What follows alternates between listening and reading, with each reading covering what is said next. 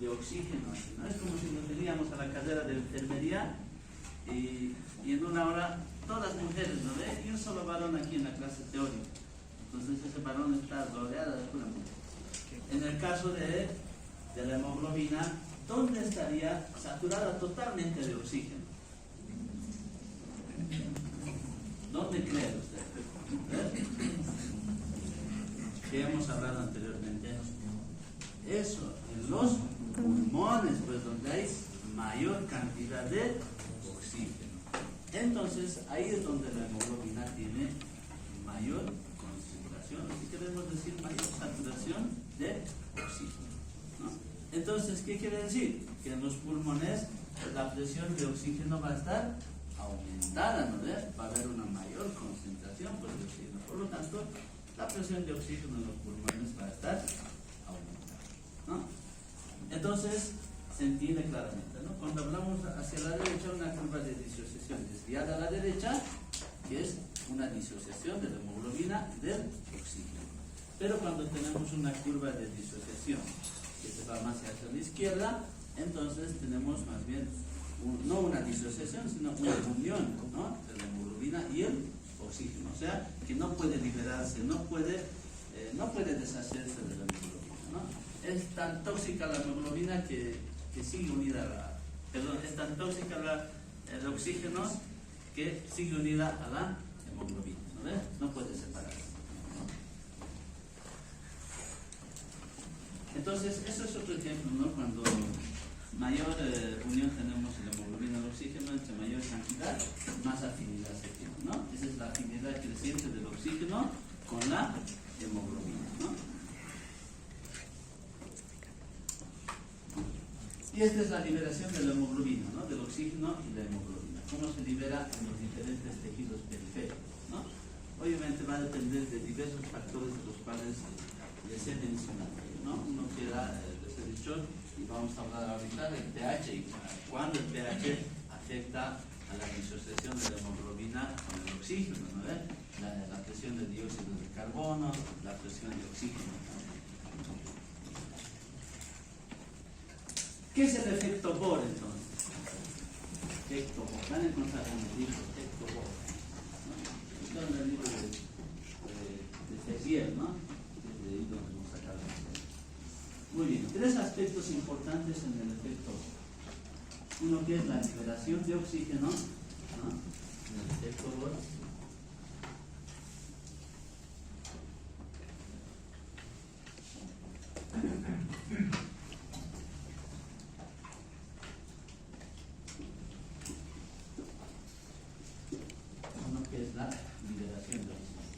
La liberación de oxígeno, por ejemplo, ¿qué nos dice, no? Al liberar oxígeno quiere decir que hay una disociación prácticamente de la hemoglobina con el oxígeno. Entonces esa hemoglobina está liberando su oxígeno a los diferentes tejidos periféricos. Esa es una función adecuada y esa debería ser la función de la hemoglobina, ¿no? No quedarse con el oxígeno, sino más bien liberarlo a los diferentes tejidos que sí lo necesitan para la supervivencia en las células, ¿no? Eso es un factor importante. Ahora está aquí lo que les hablaba del pH, ¿no? Aquí está el pH, miren, allá nos habla del pH. ¿Qué nos dice del pH? La hemoglobina, la liberación de oxígeno de la hemoglobina se intensifica cuando el pH aumenta o disminuye. Disminuye. Entonces quiere decir cuando el pH está ácido, ¿no? Cuando estamos ante la presencia de una acidosis, ¿no? Cuando el pH disminuye, entonces estamos ante la presencia de una acidosis. Entonces va a haber mayor liberación de oxígeno, ¿no? De la hemoglobina hacia los diferentes tejidos. No por un evento patológico de que se separe la hemoglobina del oxígeno, sino que acá está el evento patológico, la acidosis, ¿no? Una alteración metabólica que está haciendo que la hemoglobina en una forma de compensar esa falta de oxígeno libere o separe su oxígeno y lo lleve a los diferentes tejidos periféricos. Ahora, ¿cuánto es el valor normal del pH? Es de 7.35. a 7.45, ¿no? Ese es el valor normal del pH. Cuando está por debajo de 7.35 el pH, estamos en una acidosis. Y cuando está por encima de 7.45, estamos en una alcalosis, ¿no? Pero bueno, eso es otro tema para hablar de acidosis, alcalosis. Pero vale la pena para explicar este fenómeno de la disociación, de la liberación del oxígeno de la hemoglobina. Entonces, hay un factor que está interviniendo en que se libere oxígeno a los diferentes tejidos, que es un factor donde hay una alteración metabólica en el pH, ¿no? En el equilibrio ácido-básico. Otro aspecto importante, desplazamiento de la curva de disociación, o la curva sigmoide, ¿no? Pero bueno, antes de pasar a esto, nos hemos olvidado hablar de lo que es del dióxido de carbono, ¿no? Así como el pH está alterado, también puede haber alteraciones en el dióxido de carbono. ¿Dónde hay mayor concentración de dióxido de carbono?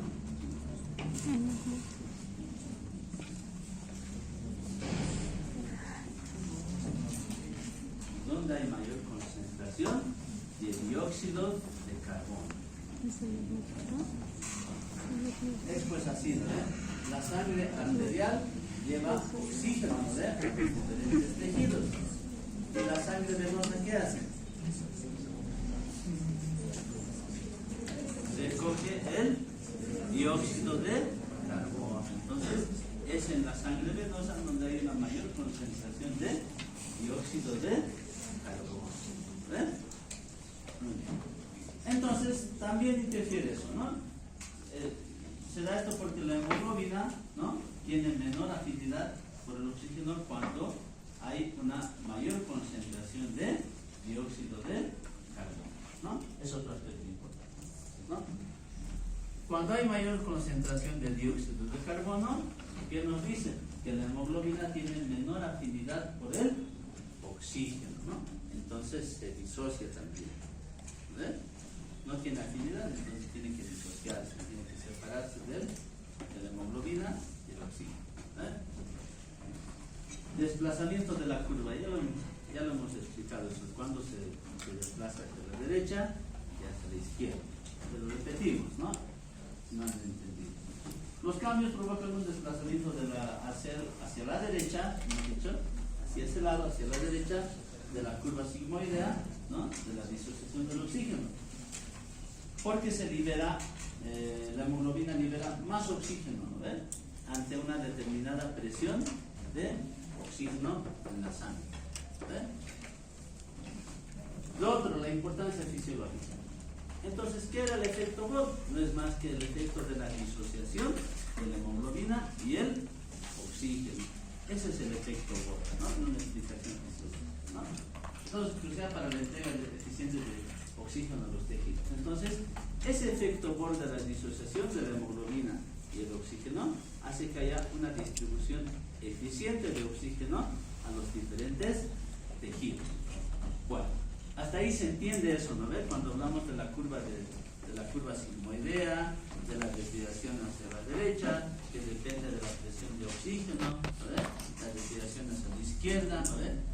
¿Se entiende eso, no ve? Y también del efecto Bohr. ¿Qué es el efecto Bohr entonces? Ya hemos explicado, ¿no? Entonces ahí tenemos la curva sigmoidea. Esa es la curva sigmoidea que hemos dibujado acá, ¿no? En un gráfico más explicativo. ¿Qué nos dice entonces? Todo lo que hemos dicho ahora, ¿no?, del pH. La reducción del pH, que es una acidosis, ¿no?, una acidosis, provoca una disminución de la afinidad de la hemoglobina por el oxígeno, ¿ves? Lo que hace por consiguiente liberar oxígeno a los diferentes tejidos y hace que la curva se desvíe hacia la derecha, ¿ves? Muy bien. Y lo otro que no hemos explicado, ¿no? Cuanto menor sea el pH, mayor presión de oxígeno se necesitará para alcanzar la saturación determinada de oxígeno. Por eso hemos dibujado acá, está lo mismo allá, ¿no? La saturación de oxígeno y la presión de oxígeno. Muy bien. Vamos al otro entonces. Ese era el otro efecto que faltaba, ¿no?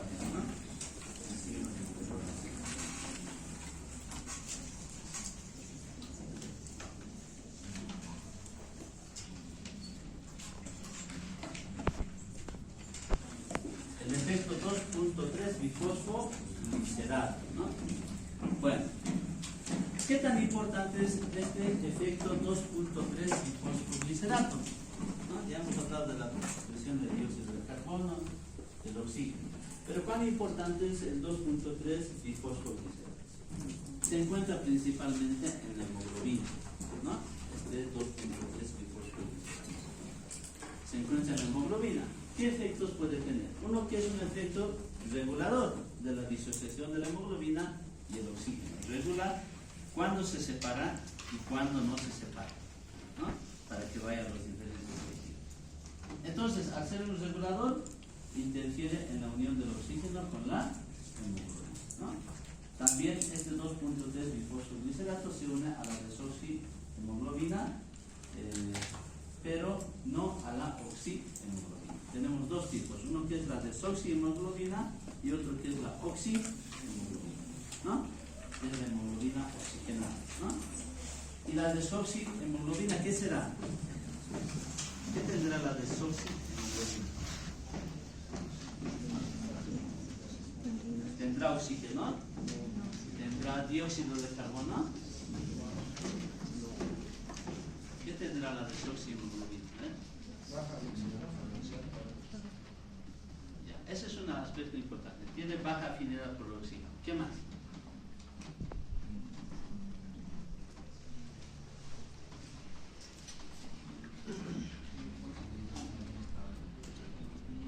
No.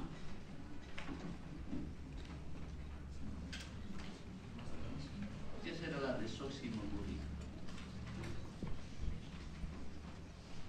Bueno, es prácticamente como si estuviéramos hablando lo contrario de la oxihemoglobina, ¿eh? Como decía su compañero. Si hablamos de oxihemoglobina, tiene más afinidad por el oxígeno, ¿eh? Y la desoxihemoglobina tiene menos afinidad por el oxígeno. Por lo tanto, al ser una desoxihemoglobina, tiene menos relevancia que la oxihemoglobina. El sitio de unión, bueno, ya hemos dicho que la unión del 2.3 bifosfoglicerato se une a la hemoglobina, ¿no?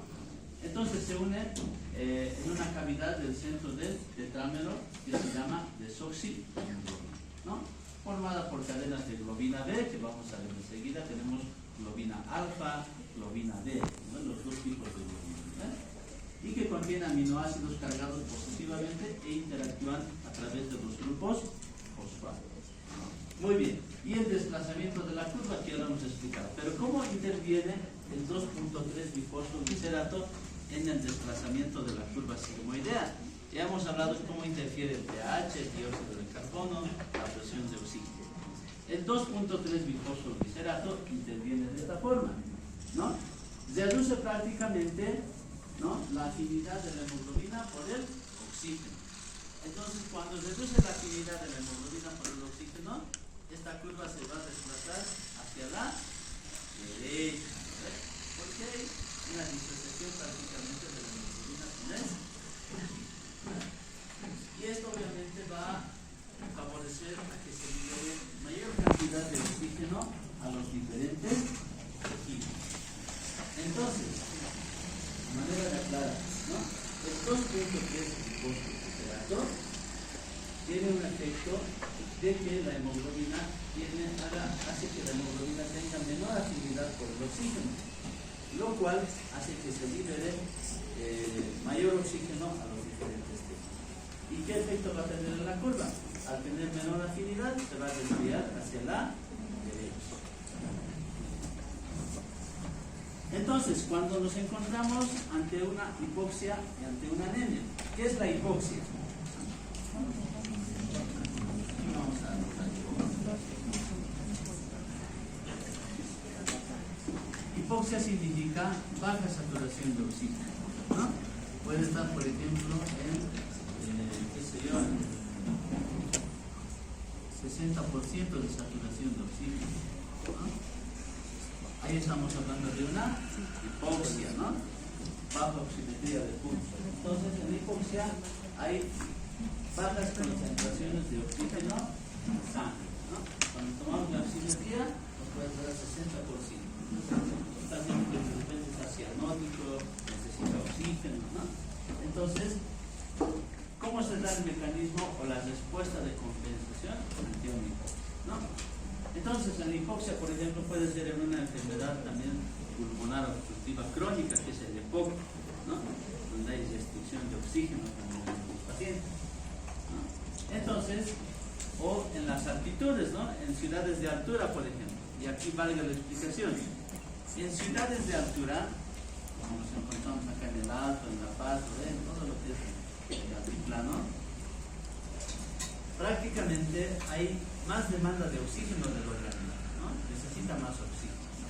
Entonces, ¿qué es lo que hace el organismo? Como un mecanismo de compensación, porque no nos olvidemos que la hemoglobina lleva oxígeno, ¿verdad? Entonces, el organismo, como un mecanismo de compensación, va a crear más glóbulos rojos. ¿Para qué? Para que haya más hemoglobina, ¿verdad? Más glóbulos rojos. Sigue creando más glóbulos rojos, pero se va engañando porque esa hemoglobina no está con oxígeno, ¿verdad? No es una oxihemoglobina. Por lo tanto, tenemos altos niveles de glóbulos rojos y de hemoglobina, pero bajos niveles de oxígeno, ¿verdad? Entonces, es un efecto que se da en ciudades de altura. Entonces, ese es el fenómeno que se presenta tanto en el EPOC y en las ciudades de altura, ¿no? Entonces, el 2.3 bifosfoglicerato, que hemos dicho que ayudaba, ¿no ve?, a que el oxígeno se libere a los diferentes tejidos, prácticamente acá la concentración va a aumentar en los glóbulos rojos, ¿no? Como un mecanismo de compensación. Por lo cual va a reducir la afinidad de la hemoglobina por el oxígeno, así va a permitir una descarga mayor del oxígeno a los diferentes tejidos. Ese es un mecanismo de compensación, ¿no? Muy bien. Entonces,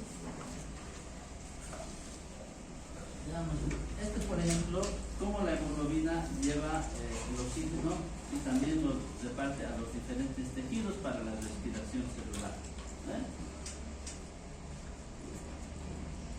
Y en la anemia, ¿cómo entonces actúa cuando hay, si hemos dicho en ciudades de altitud hay más producción de glóbulos rojos, ¿no? En casos de anemia, cuando más bien tenemos baja producción de glóbulos rojos, cualquier tipo de anemia puede ser una anemia neutropénica, anemias hemolíticas, todos los tipos de anemia que existan, ¿no? Pueden conllevar, por lo tanto, a una baja cantidad también de proteínas globulares como la hemoglobina. ¿Qué efecto entonces hacen? La anemia crónica nos da un número menor de eritrocitos, por lo tanto también número menor de hemoglobinas, ¿no? Entonces se observa un aumento también en la concentración de 2.3 bifosfoglicerato como un mecanismo de compensación. ¿Esto qué va a hacer? Que haya menor cantidad, por lo tanto, de hemoglobina disponible, así asegurando una entrega adecuada de oxígeno a los diferentes tejidos. Muy bien, acá va un punto importante de explicación también y que lo vamos a relacionar con la parte clínica, ¿no? Ya, anemia, digamos. ¿Qué es lo que harían ante la presencia de una anemia? ¿Qué tratamiento creen que le vamos a dar? Hierro, ya, está bien. Le damos sulfato ferroso.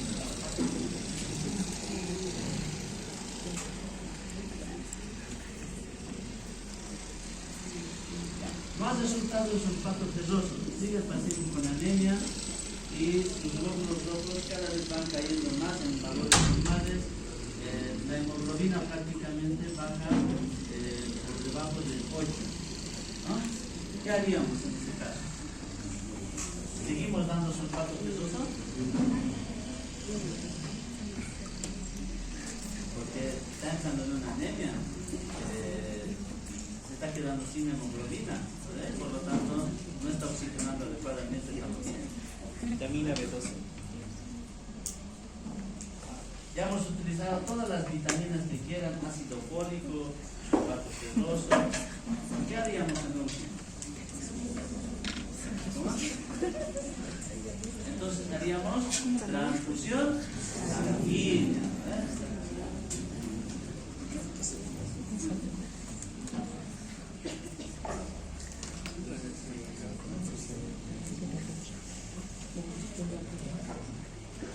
Entonces veamos qué efecto puede tener una transfusión sanguínea en un paciente con anemia que está por debajo de 8 su hemoglobina.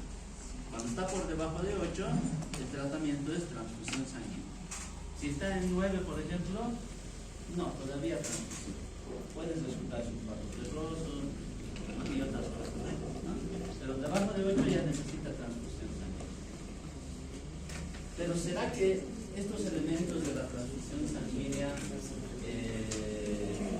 tendrán cantidades adecuadas de 2.3 glicosylglicerato que ayudan a la disociación del oxígeno para llevar los tejidos?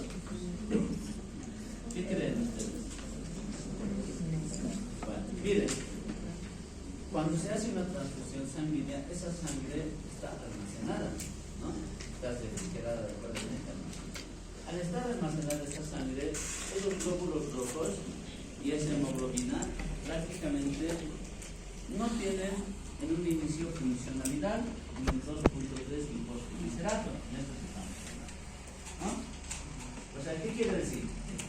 Que a las 13:00 le transfundimos al paciente una unidad de sangre. No quiere decir que a las 13:10 o 13:30 el paciente ya ha recibido todo el paquete de sangre, ya está oxigenando adecuadamente y estas 2.3 glicosylglicerato está llevando oxígeno a los tejidos. No, señores, no tiene la misma funcionalidad del 2.3 glicosylglicerato en la transfusión sanguínea. ¿Cuántas horas tienen que pasar para que este 2.3 glicosylglicerato actúe como actúa en la sangre normal del mismo organismo? Tienen que pasar generalmente entre 6 y 24 horas, ¿no? Recién ahí vamos a ver el efecto del 2.3 glicosylglicerato. Entonces, ¿cuál es la función que tiene el 2.3 glicosylglicerato?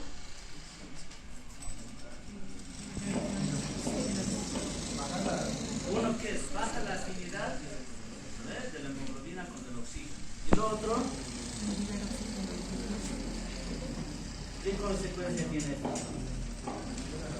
Que se libere el oxígeno a los diferentes tejidos. ¿Qué es lo que se quiere, no? Que los tejidos se vayan oxigenando para la supervivencia, ¿no? Entonces, en una transfusión sanguínea, como les he dado los horarios, no es que inmediatamente ya está oxigenando el paciente, ¿no? Entonces, imagínense si le hemos metido un paquete globular de sangre, ¿no? Le metemos 2 paquetes, decimos, no, ya es 3:30 y el paciente sigue desaturando, no mejora, ¿no? Le meteremos 2 paquetes, ¿no? Le metemos 3 paquetes. Entonces, ¿qué van a causar en el paciente? Uno, que no está activo todavía el 2.3 glicosylglicerato, ¿no? Para disociar el oxígeno, ¿no? La hemoglobina. Entonces, ¿qué van a causar en este paciente? No.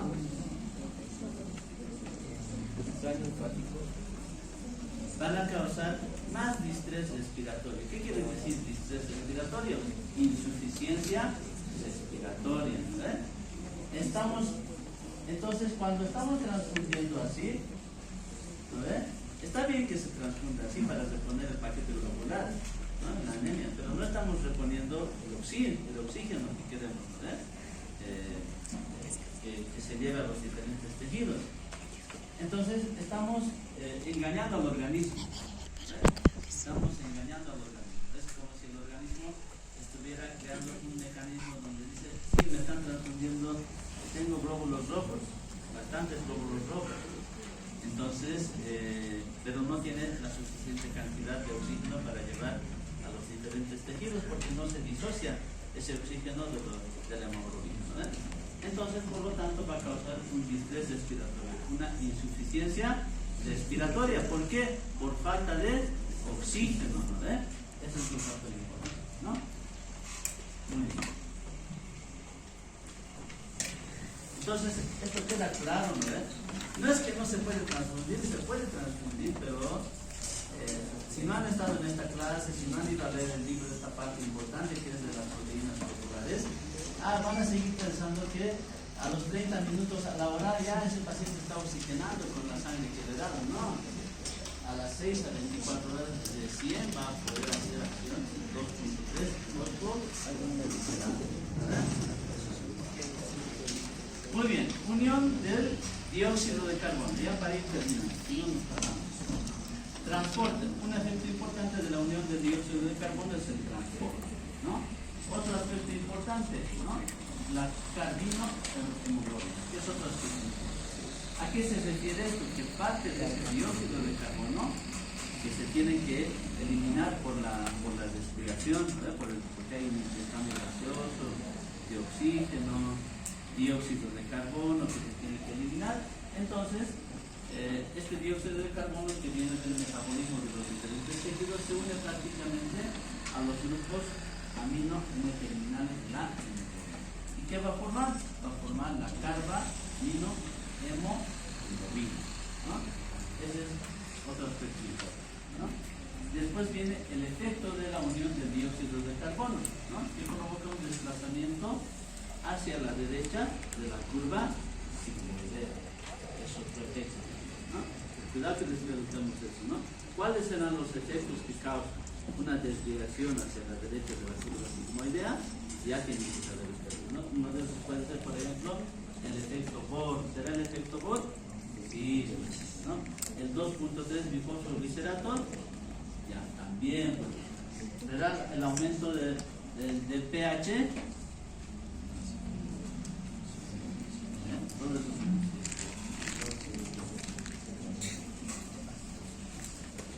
Y la unión al monóxido de carbono.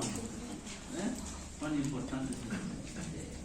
¿Dónde encontramos monóxido de carbono? ¿Dónde encontramos monóxido de carbono?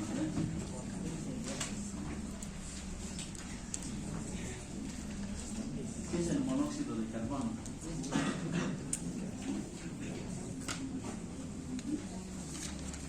¿No han escuchado alguna vez intoxicación por monóxido de carbono?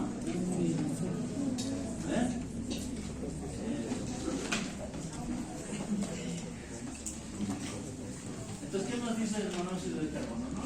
El monóxido de carbono prácticamente se une a la hemoglobina con una afinidad 200 veces mayor que el oxígeno, ¿no? Bueno, me ha hecho recuerdo de algún aspecto importante que al principio tenía que mencionar.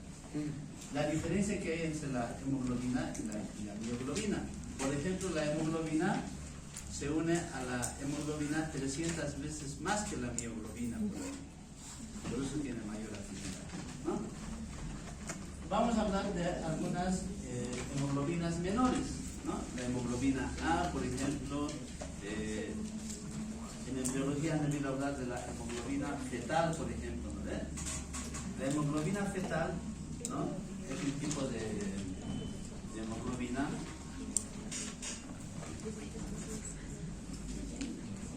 la hemoglobina fetal, por ejemplo, durante el desarrollo en el feto se encuentra en un 60%. Entonces tenemos en el feto 60% de hemoglobina fetal, que es la encargada de llevar oxígeno a los diferentes tejidos, ¿no? Y así, la hemoglobina fetal. Y a medida que van avanzando el desarrollo embrionario, por ejemplo, a partir del octavo mes, ¿no? Del octavo mes,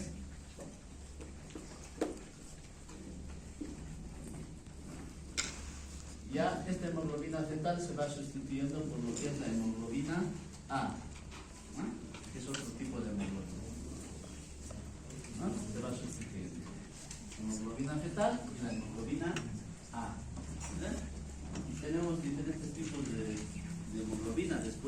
van teniendo su afinidad también por el oxígeno, pero que cada una de estas tiene relevancia en alguna etapa de la vida, como la hemoglobina fetal y la hemoglobina A. ¿Ves? La hemoglobina fetal más importante en el desarrollo embrionario.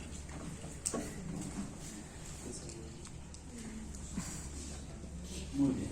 Ahí tenemos, por ejemplo, los cambios de la hemoglobina durante el desarrollo embrionario, ¿no?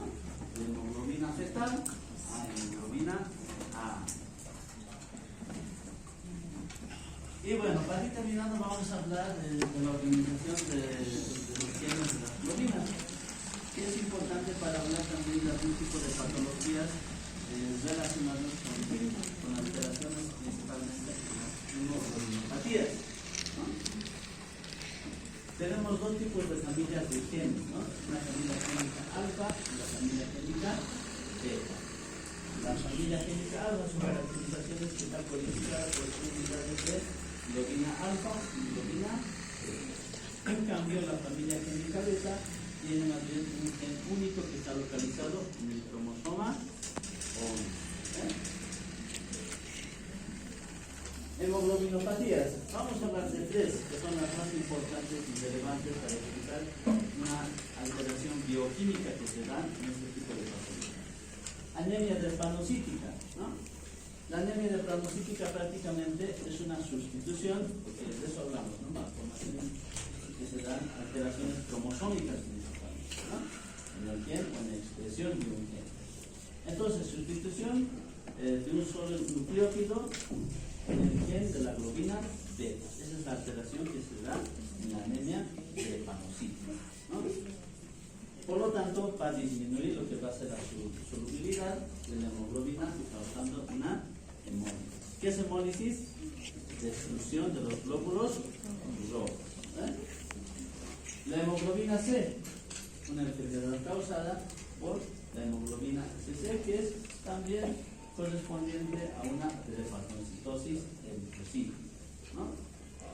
Donde esta enfermedad principalmente tiene cadenas beta que tienen mutaciones de las cadenas, ¿no? Por lo tanto tienen alteraciones también en su expresión génica.